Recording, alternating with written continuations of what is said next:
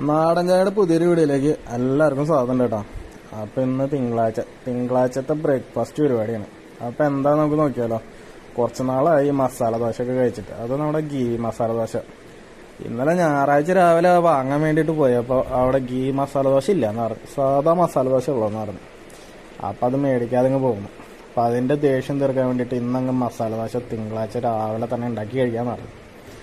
അപ്പോൾ പതിപോലെ നേരം വെളുത്ത് നമ്മുടെ പൊണ്ടായിട്ട് ചെയ്ത കിച്ചണിൽ കയറി നല്ല മാവ് ഫ്രൈ പാനിലോട്ട് അങ്ങ് ഒഴിച്ച് അതിങ്ങനെ ഇച്ചിരി ഇങ്ങനെ മുരിഞ്ഞ് വരുമ്പോഴേക്കും ആ ഗീ അങ്ങ് ദോശയുടെ മുകളിലോട്ട് വെച്ച് അങ്ങ് പരത്തി കഴിഞ്ഞിട്ട് നല്ല മസാല ഇല്ലേ, നമ്മുടെ കിഴങ്ങ് മസാല അങ്ങോട്ട് വെച്ച് അങ്ങ് പരത്തി അതിൻ്റെ മുകളിൽ.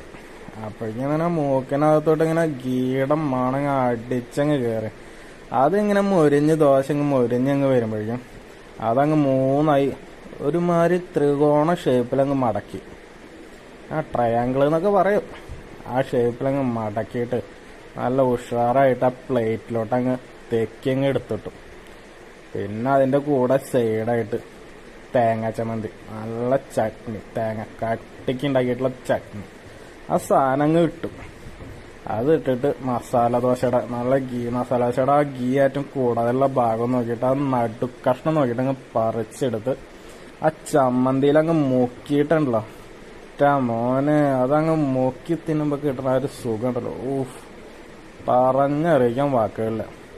അപ്പോൾ ഇതുപോലെ ട്രൈ ചെയ്തവരൊക്കെ ഉണ്ടെന്ന് അറിയിക്കണം കേട്ടോ.